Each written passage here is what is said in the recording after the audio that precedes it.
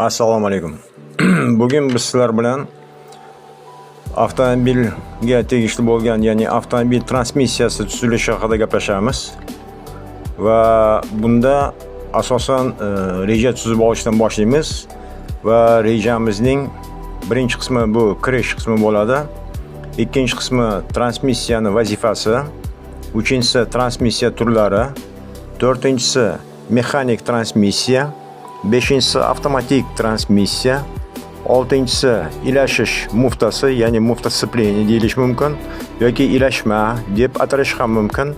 Yettinchisi uzatmalar qutisi, sakkizinchisi kardanli uzatma, to'qqizinchisi asosiy uzatma, 10-si differensial, 11-si yarmoqlar, 12-si old va orqa yetakchi transmissiyalar, 13-si to'liq yetakli, ya'ni yetakchi transmissiya va 14-si xulosa.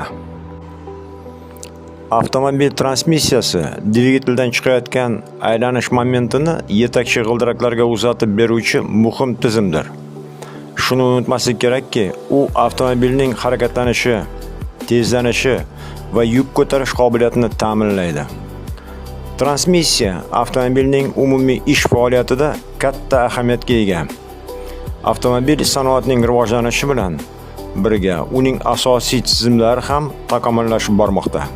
Shular ichida transmissiya tizimi avtomobilning eng muhim va ajralmas qismlaridan biri hisoblanadi. Transmissiya dvigatel tomonidan hosil qilingan mexanik energiyani yetakchi g'ildiraklarga uzatib, avtomobilning harakatlanishini ta'minlaydi. Ushbu tizim avtomobil tezligini boshqarish, harakat yo'nalishini o'zgartirish va dvigatel quvvatidan samarali foydalanishda muhim rol o'ynaydi. Avtomobilning yo'l sharoitlariga moslashishi, yuk ko'tarish qobiliyati va harakat xavfsizligi bevosita transmissiya tizimining to'g'ri ishlashiga, ya'ni to'g'ri ishiga bog'liqdir. Transmissiya nafaqat quvvat uzatadi, balki dvigatel va g'ildiraklar o'rtasidagi mexanik bog'lanishni muvozanatlaydi ham. Chunki shu sababli transmissiya tuzilishini, uning asosiy qismlari va ishlash prinsipini o'rganish avtomobil texnikasini o'rganayotganlar uchun muhim ahamiyatga ega hisoblanadi. Mazkur mavzuda avtomobil transmissiyasining tuzilishi, turlari va asosiy elementlari haqida batafsil ma'lumot berib o'tamiz hamda ularning vazifalari yoritib beriladi. Hozirgi zamonaviy avtomobillar murakkab mexanik va texnik tizimlardan tashkil topgan bo'lib, ularning uzluksiz va samarali ishlashi barcha qismlarning o'zaro uyg'unligiga bog'liqdir. Ushbu tizimlar ichida transmissiya alohida o'rin egallaydi.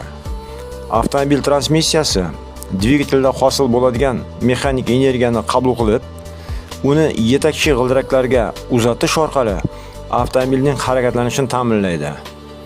Transmissiyasiz avtomobilning harakati mumkin emas deb hisoblanadi.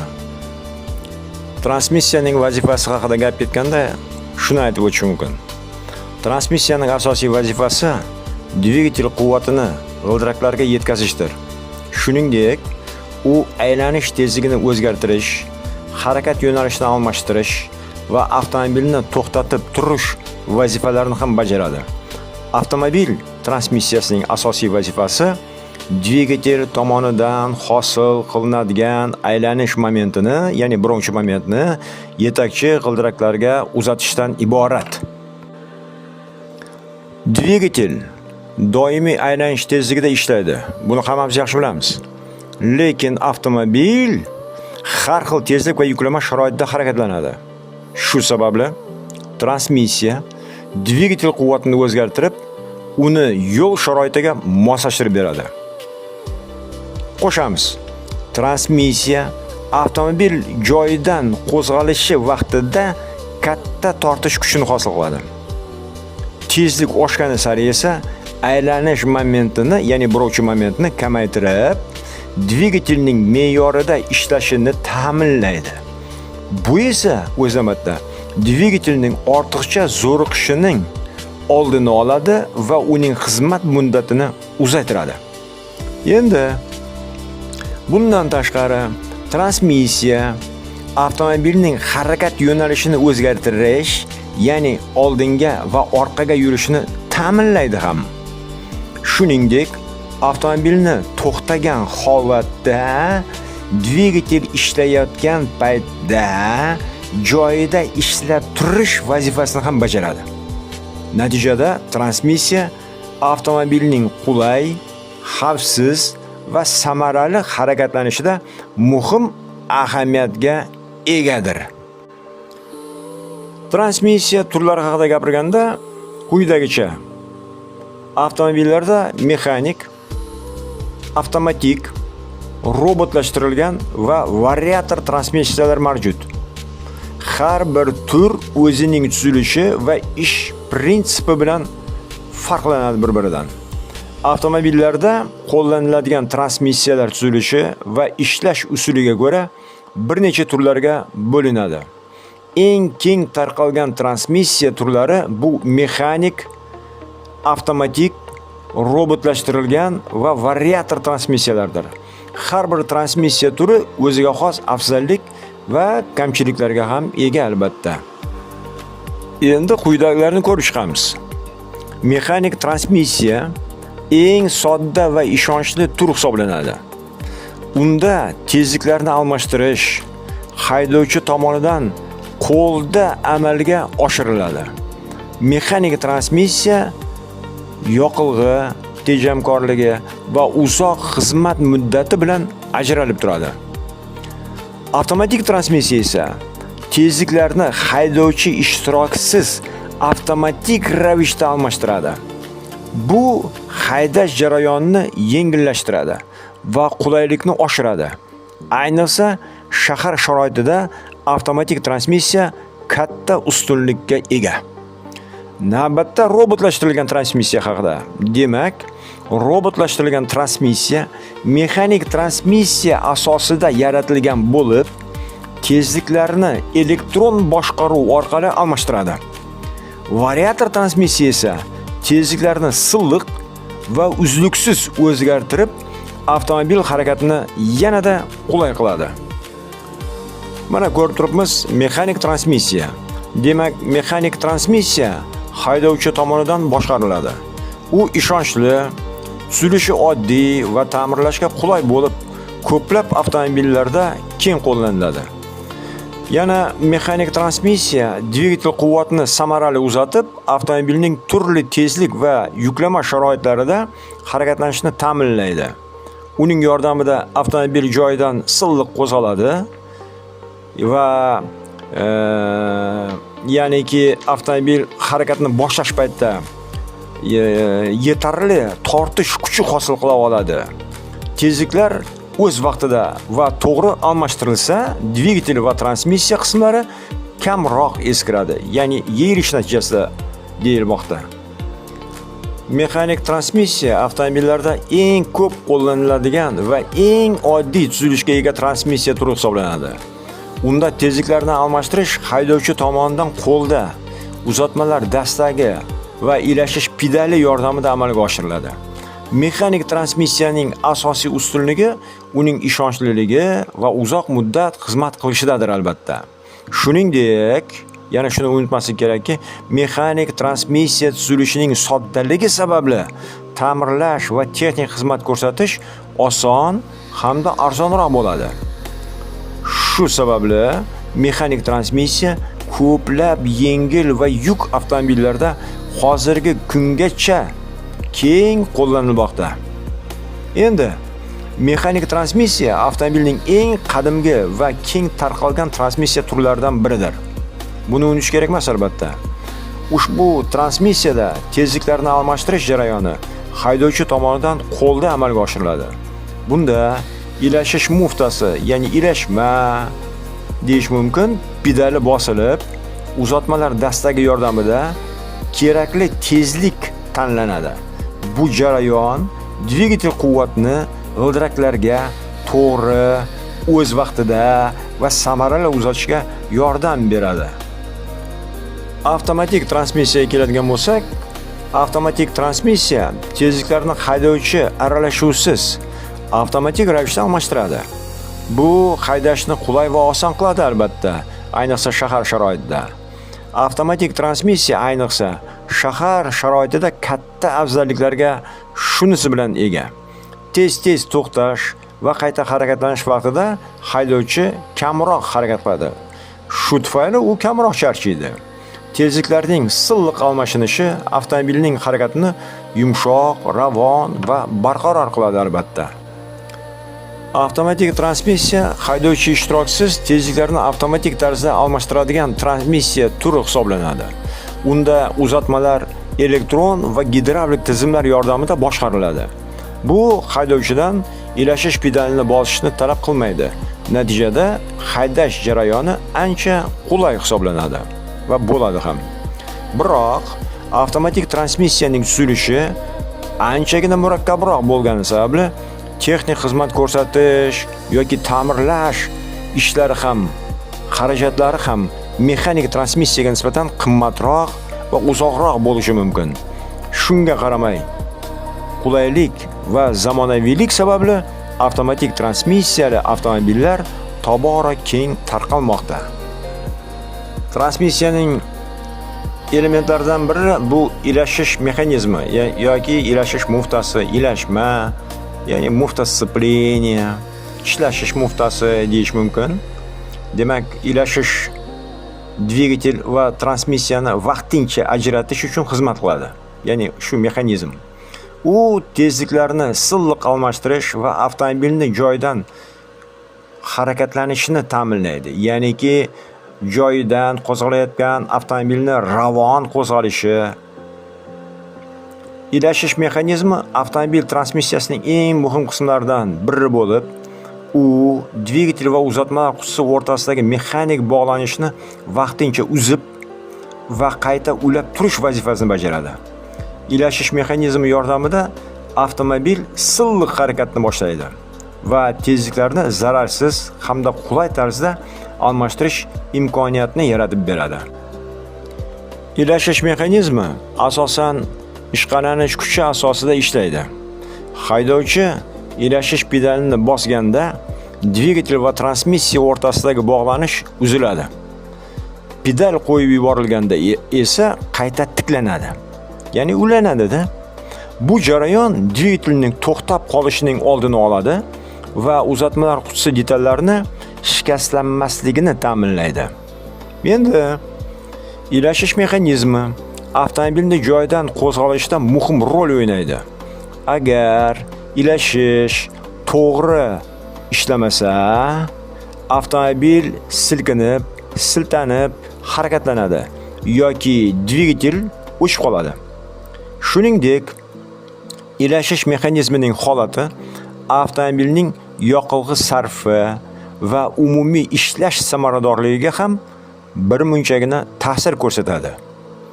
Xo'p, ilashish mexanizmini o'z vaqtida sozlash va texnik xizmat ko'rsatish transmissiyaning uzoq muddat va ishonchli ishlashini ta'minlaydi ekan. Shu sababli uning tuzilishi va ishlash prinsipini bilish har bir haydovchi va avtomobil mutaxassisi uchun muhim hisoblanishini esdan chiqarmaslik kerak. Uzatmalar qutisi haqida gapiradigan bo'lsak, gap bunday bo'ladi. Uzatmalar qutisi tezliklarni o'zgartirish orqali dvigatel quvvatidan samarali foydalanishga yordam beradi. U avtomobilning turli yo'l sharoitlariga moslashishni ta'minlaydi. Ya'niki uzatmalar qutisi avtomobil transmissiyasining asosiy qismlaridan biri bo'lib, dvigatel quvvatini g'ildiraklarga uzatishda aylanish momentini, ya'ni burrovchi momentini o'zgartirish vazifasini bajaradi. Bu qurilma yordamida avtomobil turli tezlik va yo'l sharoitlariga moslashadi. Dvigatelning ishlash samaradorligi oshadi. Uzatmalar qutisi turli tezliklar o'rtasida quvvatni uzatadi. Masalan, avtomobil joyidan qo'zg'alayotganda katta tortish kuchi kerak bo'ladi. Shuning uchun uzatmalar qutisi quvvatni ko'paytiradi. Tezlik oshganda esa aylanish momenti kamayadi va dvigatel haddan tashqari yuklanmaydi. Shu tariqa uzatmalar qutisi dvigatel va g'ildiraklar o'rtasidagi muvozanatni ta'minlaydi. Xo'p, uzatmalar qutisi mexanik, avtomatik yoki robotlashtirilgan bo'lishi mumkin deyilgan. Har bir turi o'ziga xos aylanish, ya'ni ishlash prinsipi va afzalliklarga ega. Mexanik uzatmalar qutisi soddaligi va ishonchliligi bilan ajralib turadi. Avtomatik uzatmalar qutisi esa haydovchiga qulaylik yaratadi. Tezliklarni avtomatik almashtiradi. Xo'p, uzatmalar qutisining to'g'ri ishlashi avtomobilning yonilg'i tejamkorligi, tezligi va xavfsiz harakatlanishiga bevosita ta'sir qiladi. Shu sababli uzatmalar qutisini muntazam tekshirish, muayna almashtirish va texnik xizmat ko'rsatish zarurdir. Xo'p, endi kardanli uzatma haqida gaplashganimizda, ya'ni kardan vali asosan kardan uzatmasi uzatmalar qutisidan differensialga aylanish momentini yetkazadi, ya'ni uzatadi o'zidan. U avtomobil harakatida burchak o'zgarishlariga moslashadi. Kardan uzatmasi avtomobil transmissiyasining muhim qismi bo'lib, uzatmalar qutisidan differensialga aylanish momentini yetkazadi. U avtomobil harakatida g'ildiraklar va uzatmalar qutisi o'rtasidagi burchak o'zgarishlariga moslashadi.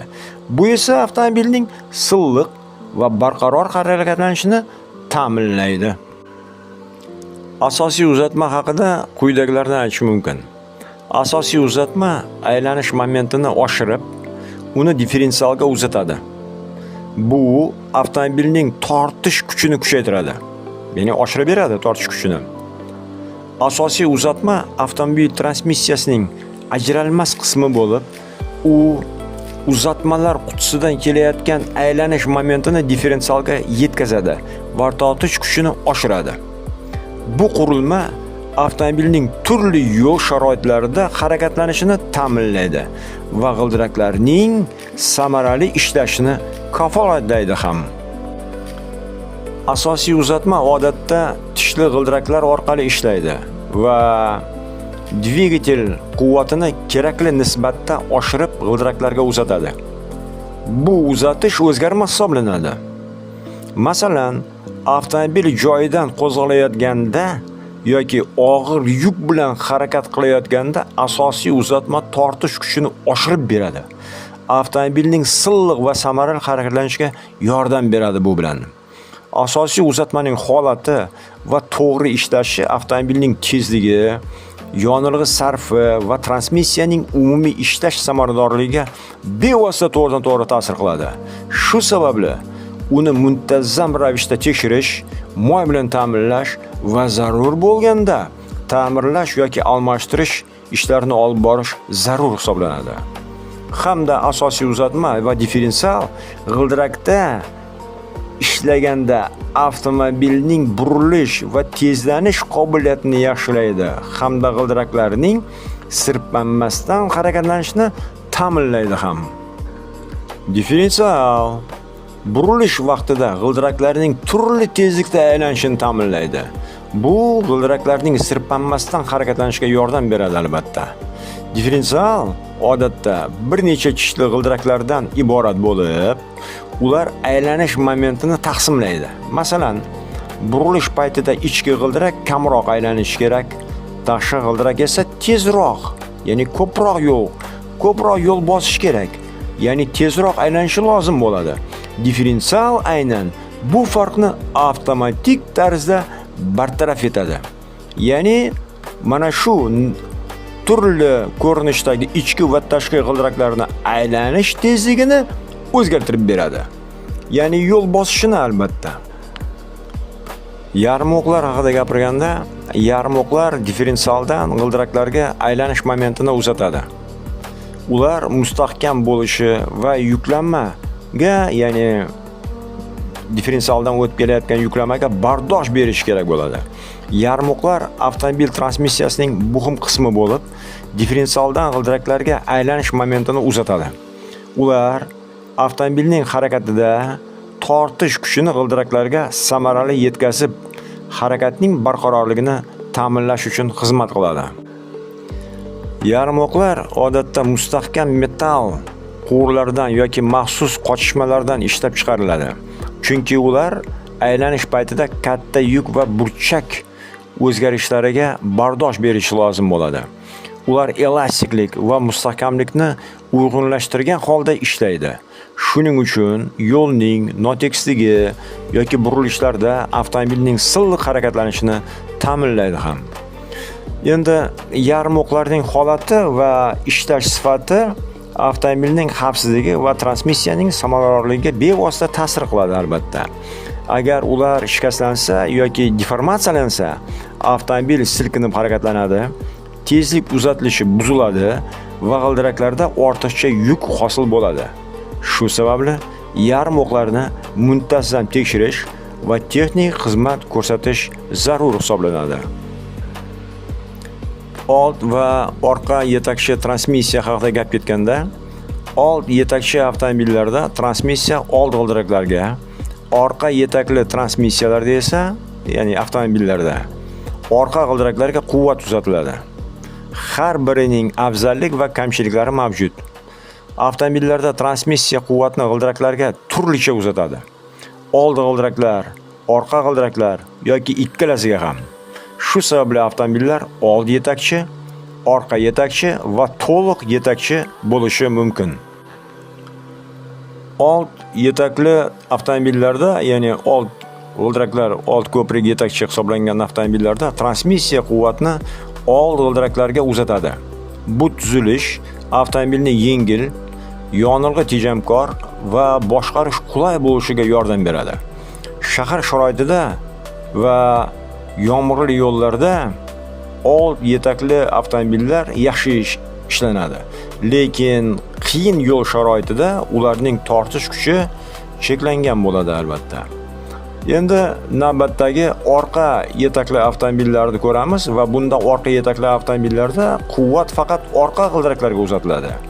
Bunday tuzilish sport avtomobillarida, yuk avtomobillarida va og'ir yuklar uchun afzalroq hisoblanadi. Orqa yetakli avtomobillar tezlashishda va og'ir yuk tashishda barqarorroq harakatlanadi. Ammo sirpanish va sovuq yo'llarda boshqaruvi murakkabroq bo'lishi mumkin.